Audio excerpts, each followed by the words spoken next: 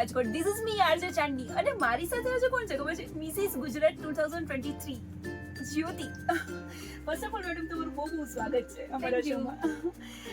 તમે જે આ મિસિસ ગુજરાતનો જે બેચ મળેલો છે કે તમે જે આ ફિલ્ડમાં જ્યારે જવાની વિચાર્યું ત્યારે તમે શું વિચાર્યું કે કેવી રીતે તમને ઇન્સ્પિરેશન થયેલા હતા કે મારે આ ફિલ્ડમાં જવું છે? જનરલી તો એમ હોય કે આપણે નાના હતા ને ત્યારે આપણને એમ કહેતા મમ્મી લોકો કે તમે છે ને ભણવામાં વધારે ધ્યાન રાખો. જો સારું એકવાર તું તને 10th માં સારા માર્ક્સ આવી ગયા ને તો તને પછી 12th માં વાંધો નહીં આવે. 12th માં સારા માર્ક્સ આવી ગયા ને પછી ખાલી કોલેજ જ કરવાની છે, પછી મજા જ છે.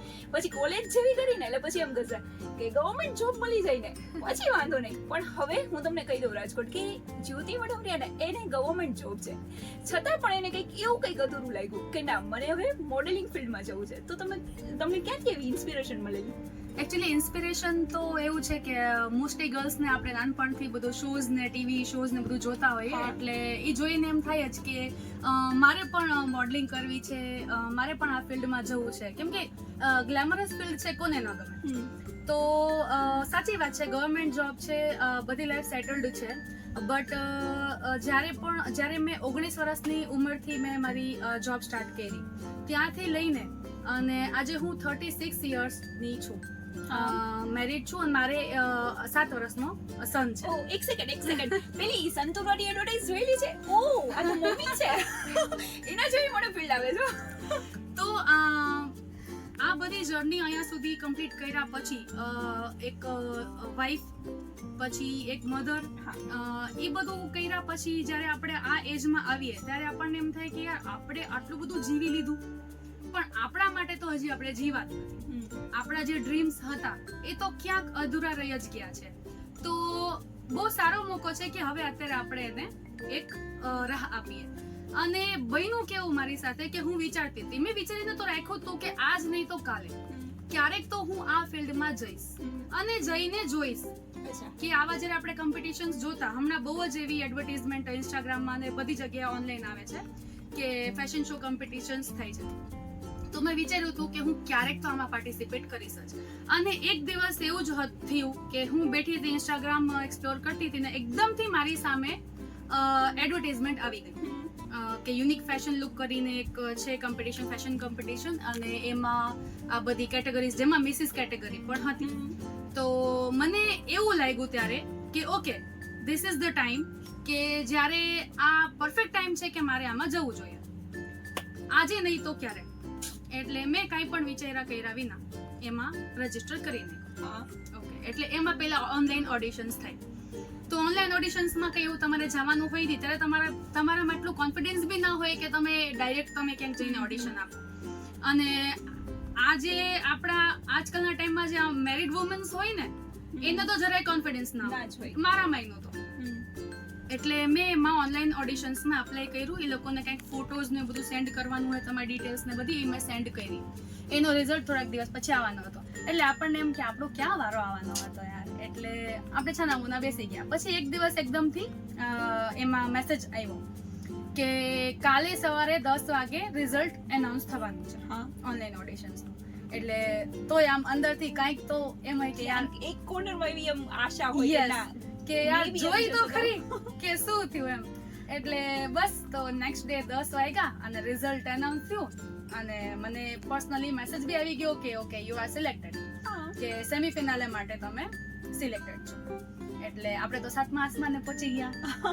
એકદમથી કોન્ફિડન્સ લેવલ હાઈ થઈ જાય. તમે આટલા વર્ષથી તમારા માટે કાંઈ જ કર્યું નથી, તમારી નોર્મલ એક મતલબ હાઉસવાઈફ હોય કે વર્કિંગ વુમન હોય, એક જ પ્રકારની તમારી લાઈફ હોય, એ ચાલતું હતું. અને એકદમથી સડનલી કંઈક આવું થાય એટલે તમને બહુ જ એક્સાઇટમેન્ટ થાય. એટલે એકદમથી કોન્ફિડન્સ લેવલ મારો વયો ગયો ઉપર. એટલે મેં કીધું યસ હવે તો આમાં જવું જ છે. ધીમે ધીમે સેમીફાઇનલની ડેટ આવી નજીક. જેમ જેમ નજીક આવતી ગઈ એમ પાછો કોન્ફિડન્સ લો થતો ગયો કે યાર હવે તો ત્યાં જવું પડશે, ત્યાં શું કરવાનું શું નહીં, બીક લાગશે. એટલે 2 દિવસ પહેલા સેમીફિનાલેના 2 દિવસ જબકી રાજકોટમાં જ હતું. 2 દિવસ પહેલા મને બિલકુલ ખતમ થઈ ગયું કે નહીં હું નહીં જાઉં, ફેસ કરવું પડશે. ના હું નથી જવાની કેમ કે આટલી બધી પબ્લિક, આટલા બધા કોમ્પિટિશન હશે ત્યાં તો યાર આપણે તો કેવા લાગશે. એટલે પછી મેં ના પાડી દીધી મારા હસબન્ડને કે ભાઈ હું નથી જવાની. એવી રીતે મેં સાથે ડિસ્કસ કર્યું તો એમને એમ કીધું કે યાર એક તો આટલા ટાઈમથી તું રાહ જોવે છે આ વસ્તુની, ઓનલાઈન ઓડિશન પણ ક્લિયર થઈ ગયા છે, તો હવે રાજકોટમાં જ છે ને, તમે ઘરમાં આટલું ધ્યાન આપો છો, ઓફિસમાં છોકરામાં જ પડ્યા રહ્યા છો, તો એક દિવસ તમે જાઓ અને જીવી આવો કે ભાઈ શું છે, જોઈ તો આવો જઈને. એટલે મેં કીધું ઓકે ચલો ટ્રાય કરીએ. તો સન્ડે ના પહોંચી ગઈ એકલી જ. મારા હસબન્ડે મને કીધું ભાઈ હું સન્ડે ના વીક ઓફ હોય, એ પણ રેલવેમાં જ છે, તો એને વીક ઓફ હોય, તો એને મને કીધું કે ચલ એટલે મેં કીધું નહીં તો મને સાવ કોન્ફિડન્સ નહીં આવે. એટલે હું પહોંચી ગઈ અને ત્યાં જઈને જે માહોલ જોયો તો થોડીક બીક લાગી, થોડીક નર્વસ થયા, બટ જ્યારે જજીસ આવ્યા અને એ લોકોએ જે રીતનું કોન્ફિડન્સ આપ્યું, બધું શીખવાડ્યું, તો એમ લાગ્યું કે ચલ એક વખત કરી દઈએ, ટેલેન્ટ છે, આજ છે જગ્યા, આજે જ કરવાનું છે, પછી મોકો નહીં મળે તો કરી નાખીએ. બસ તો પછી 3 રાઉન્ડ્સ હતા. એકમાં તમારે વોક કરીને બતાવવાનું હતું, પછી ટેલેન્ટ રાઉન્ડ હતો, એમાં મેં ગરબા કર્યા હતા. હું એક જ હતી પહેલી કે જેણે ગરબા કર્યા હતા, કેમ કે મને ગરબાનો બહુ જ શોખ છે. અને પછી ક્વેશ્ચન આન્સર રાઉન્ડ. એટલે આ 3 રાઉન્ડ હતા. એ 3 રાઉન્ડ મેં ત્યાં આપ્યા અને એ લોકો ઓન સ્પોટ રિઝલ્ટ ન આપે. અને બસ પછી પાછું વેઇટિંગ કે ભાઈ હવે સેમીફાઇનલ ક્લિયર થયું છે કે નહીં, ક્લિયર થયું છે કે નહીં. એટલે થોડોક ટાઈમ પછી એકદમથી પોસ્ટર આવ્યો કે selected for grand finale. Oh nice. એટલે ખુશી તો થઈ, ઓબ્વિયસલી એક્સાઇટમેન્ટ બહુ થઈ, પણ આ વખતે ડબલ બીક હતી, કેમ કે આ વખતે રાજકોટમાં નહોતું, અમદાવાદમાં. અચ્છા. યસ. અને 2 દિવસનું હતું. હવે એક મધર છું, તો મારા 7 વર્ષના છોકરાને હું 2 દિવસ ક્યાં મૂકીને જાઉં એની ટેન્શન. એટલે ઘણા દિવસ પહેલા ખબર પડી ગઈ હતી, અને એમાં એ લોકો ડ્રેસ કોડ ને બધું બી આપે ફાઇનલમાં. તો એ લોકોનો ડ્રેસ કોડ હતો વ્હાઇટ વેસ્ટર્ન ગાઉન, તો એ બધું બી હતું નહીં મારી પાસે. તો મેં ઘણા દિવસ જવા દીધા કે આપણે તો ક્યાં જવાનું છે, મારે જવું જ નથી, આપણે સેમીફાઇનલ ક્લિયર કરી લીધું, બસ હવે આપણે ક્યાંય જવું જ નથી.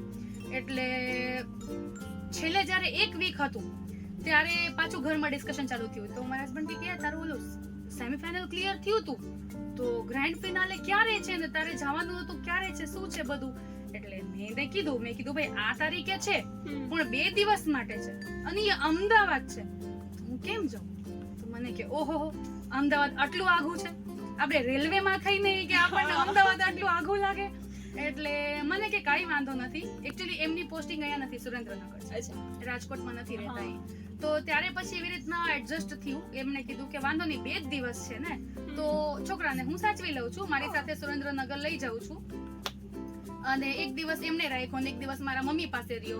મારા મમ્મી રાજકોટમાં જ રહે છે, તો 1 દિવસ એમની પાસે રહ્યો અને 1 દિવસ મારા હસબન્ડ પાસે. એ રીતે એ લોકો એને સાચવો.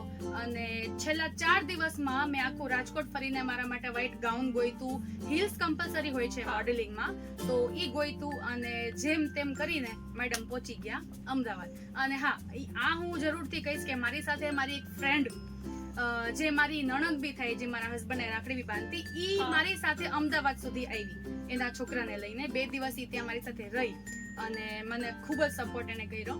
તો બસ અમે અમદાવાદ પહોંચી ગયા. અને ત્યાં જઈને ત્યાં જતા વેત જે મેં માહોલ જોયો ને, ત્યારે મેં મારી જાતને કીધું કે okay now this is worth it. હું 2 દિવસ માટે આવી છું, હું અહીંયા આવી બહુ જ સારું કર્યું. કેમ કે નહીં તો હું આ માહોલમાં આવી જ ન શકત ક્યારે. ત્યારે જે માહોલ હતો 2 દિવસમાં, હવે એ લોકોએ અમને આટલું બધું શીખવાડ્યું.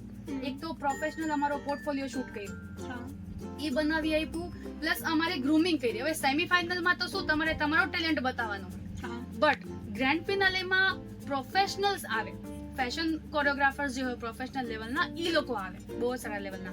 ઈ તમારું વોક પહેલા જોવે, પછી તમને કે તમારે આમ નહીં આમ વોક કરવાનું છે. તમારો કોન્ફિડન્સ લેવલ તમને બકઅપ કરે કે ક્વેશ્ચન ગમે એવા પૂછે, તમારે સરસ રીતે જવાબ દેવાના. આ જ વસ્તુ સેમીફિનાલેમાં બી મારું શું કામ ક્લિયર થયું કે ત્યાં જે જજ આવ્યા હતા, હું હજી એમને યાદ કરું છું અને એમને થેન્ક યુ કહું છું. સાહિલ ખત્રી સર હતા સેમીફિનાલમાં અમારા જજ, અને એક માનસી બારોટ બહુ જ સરસ મોડેલ છે, અને લાસ્ટ સિઝનના વિનર હતા કિંજલ પટેલ. એ 3 જણા હતા. એમાં એ લોકો આવ્યા ને એટલે સાહિલ સરે એક જ વસ્તુ અમને કીધી, જે મારા મગજમાં ફિટ થઈ ગઈ, કે અમે લોકો તમને ક્વેશ્ચન્સ કરશું, બટ અમે તમારો આન્સર નહીં જોઈએ, અમે તમારો કોન્ફિડન્સ જોશું કે તમે કયા કોન્ફિડન્સથી જવાબ આપો છો. હવે ઈ મને મગજમાં ખબર નહીં કેવી રીતે બેસી. ઈ મેં ત્યારથી લઈને અને ગ્રેન્ડ ફિનાલે સુધી પકડીને રાખ્યું. સેમી ફિનાલે બી મારું એટલે જ ક્લિયર થયું કે મેં ત્યારે કોન્ફિડન્સ બતાવ્યું જવાબ આપવામાં અને બધી રીતે. અને પછી ત્યાં જઈને બી બસ બધું ગ્રૂમિંગ થયું પહેલા દિવસે, અને સેકન્ડ ડે સવારે પાછું સ્ટેજ ઉપર ફાઇનલ એ લોકોએ અમને પ્રેક્ટિસ કરાવી, અને બપોરે 3 વાગ્યાથી તો મેકઅપ ને બધું સ્ટાર્ટ થઈ ગયું. અને બસ અમે લોકોને જેમ જ સ્ટેજ ઉપર ત્યારના જે જજીસ આવ્યા બહુ જ સારા લેવલના ઇન્ટરનેશનલ મોડલ અને આપણા એક બહુ સારા સેલિબ્રિટી ડેન્ટિસ્ટ છે, એ મતલબ બહુ જ સારા લેવલના જજીસ આવ્યા. ને જ્યારે એ લોકોની એન્ટ્રી પડી ને જે મેં માહોલ જોયો એટલે મેં કીધું યસ મારે આ જ જોતું હતું લાઈફમાં. એક દિવસ તો મારે આવું સ્પેન્ડ કરવો હતો, કેમ કે મને ગમે છે આવો માહોલ. અને મને ખરેખર ત્યારે એટલી બધી હું ખુશ થઈ કે ખુશીમાં મને આમ આંખમાંથી આમ આંસુ આવવા માંડ્યા કે યાર મને બહુ મજા આવે છે. મેં બહુ ખરેખર એન્જોય કર્યું. જીતવું છે હારવું છે એ મને ભૂલાઈ જ ગયું કે ના હવે અહીંયા સુધી પહોંચી છું ને તો મારે મારું 100% પરફોર્મ કરવું છે. અને જેટલી મેસેજ કેટેગરી હતી જેટલા બી હતા બધા બહુ જ સરસ પરફોર્મ કર્યું, બહુ જ સરસ કર્યું. બધા એ લાયક હતા.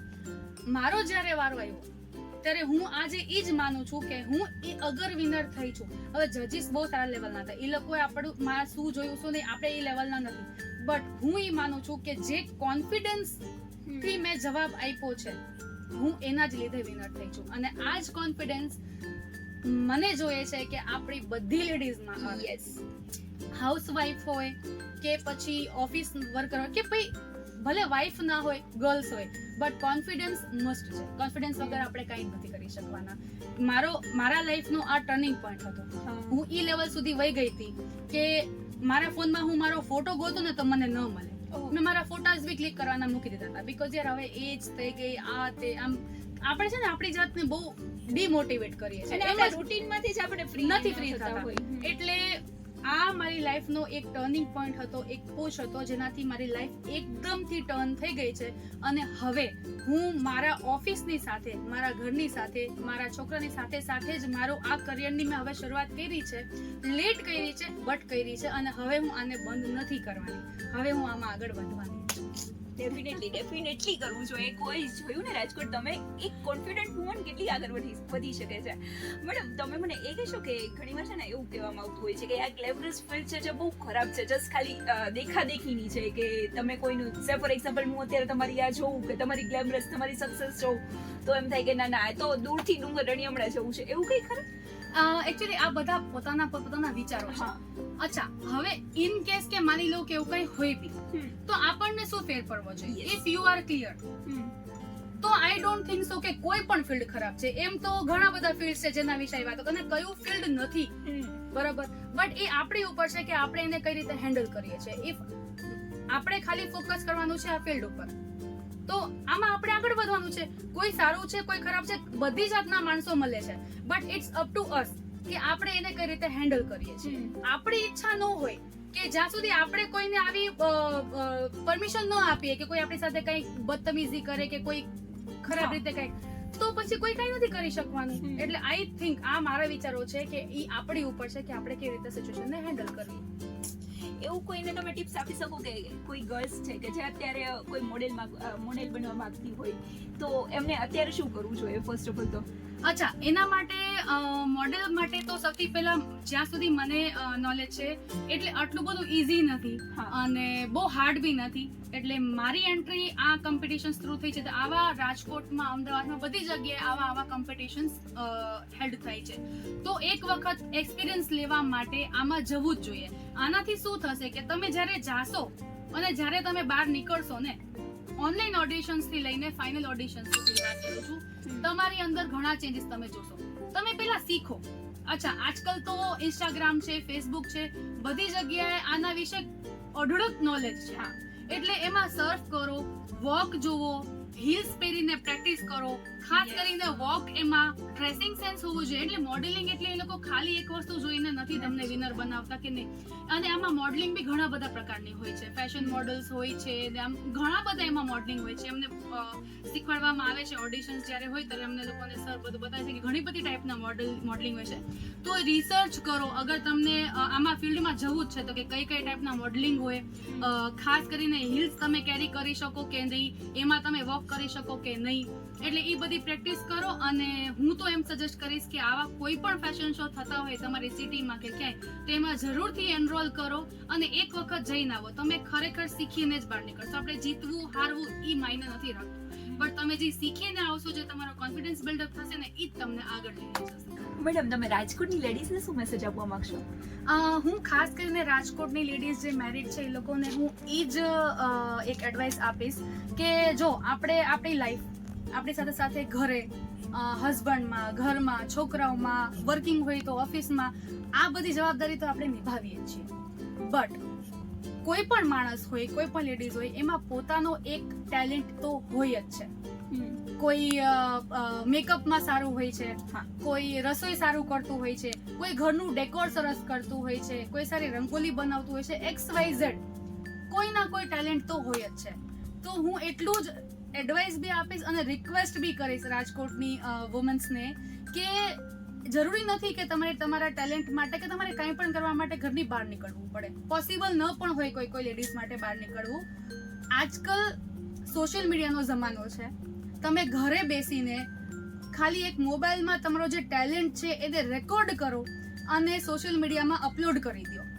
કંઈક તમારા માટે કરો. એક મી ટાઈમ જરૂરી છે, તમારો ફેમિલી ટાઈમ જરૂરી છે, તમારો વી ટાઈમ જરૂરી છે, બટ એની સાથે સાથે તમારો મી ટાઈમ પણ જરૂરી છે. તો તમારા માટે દિવસમાં 1 કલાક કાઢો, તમારામાં જે ટેલેન્ટ છે એને રેકોર્ડ કરો અને એ લાઈફને જીવો, અપલોડ કરો. તમને જોઈને પણ ઘણી લેડીઝ ઇન્ફ્લુઅન્સ થશે. એટલે બસ હું આ જ એડવાઇસ દેવા માંગુ છું. મેડમની વાતો જોઈને હું તો બહુ ઇન્સ્પાયર થઈ ગઈ છું રાજકોટ. તમારું શું કહેવું છે મને કોમેન્ટ કરો. Thank you.